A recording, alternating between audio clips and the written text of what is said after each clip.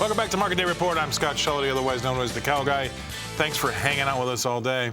I ask you to hang out one more half hour after this from 2 to 2:30 Eastern time. That's the Cow Guy close. We'll go through the closing prices on there as well. But let's see how these things are faring up going into the end of Market Day Report. How about corn? What do we have happening in that corn market?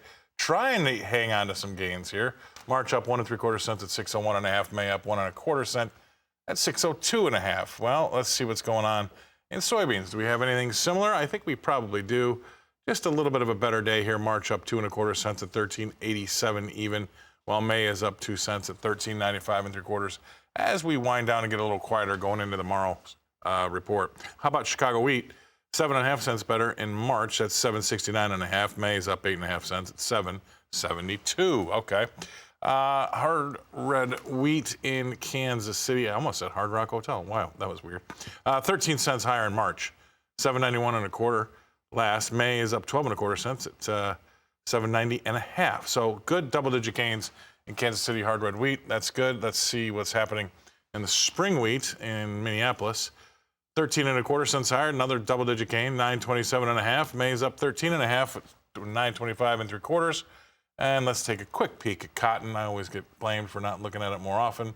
73 cents higher in that March contract. 115.95. Let's bring it back in an old friend of the show, Ted Seifried from Zaner Ag Hedge in Chicago. Ted, thanks for joining us. Obviously, we have a report tomorrow. Let's get that out of the way.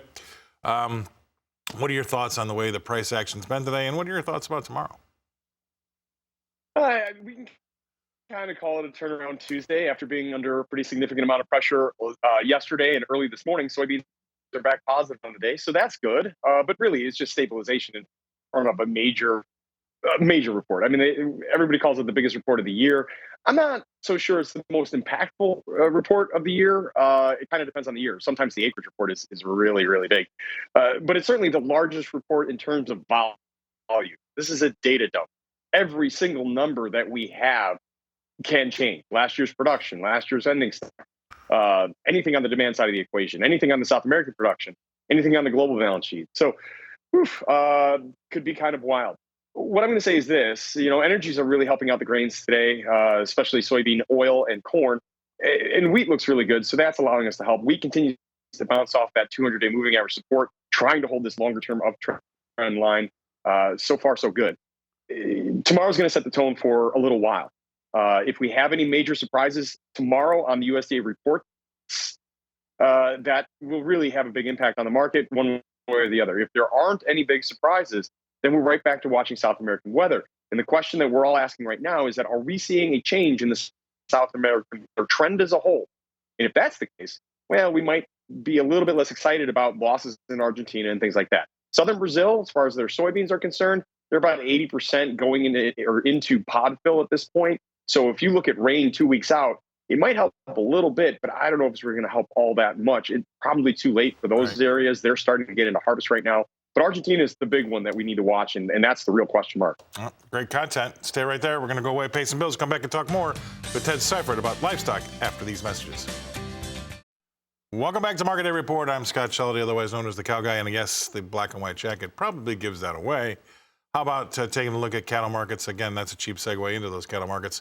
Live cattle, how about the Feb market is up $1.37. 137.62 is last. Not bad. 70 cents higher in April. 141.27. Okay, how about feeders? What's happening in that feeder cattle market? We've got March up $1.02. 102. That's at 166.37 last.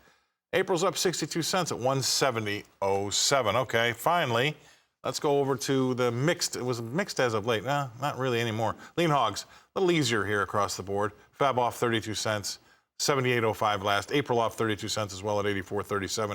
You have to go all the way out to July to find a 2-cent gain in that market at 97.10. All right, let's bring back in Ted Seifried from Zaner Ag Hedge. Ted, what do you think about the livestock? Well, I think you're absolutely right. The coat does give it away. You would not be hard to find at the Hard Rock. So that's what I think.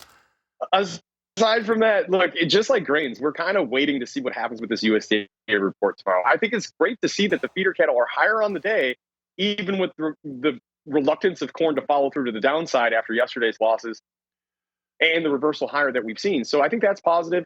We're waiting for more cash to develop for the live cattle direction.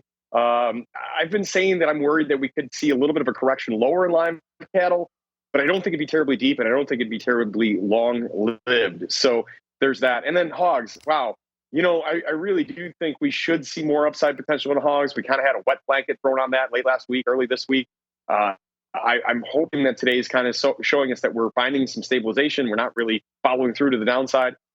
So I'm hoping to bounce in the next couple of days. But some of that might really depend on what the USDA has to say about the grains tomorrow.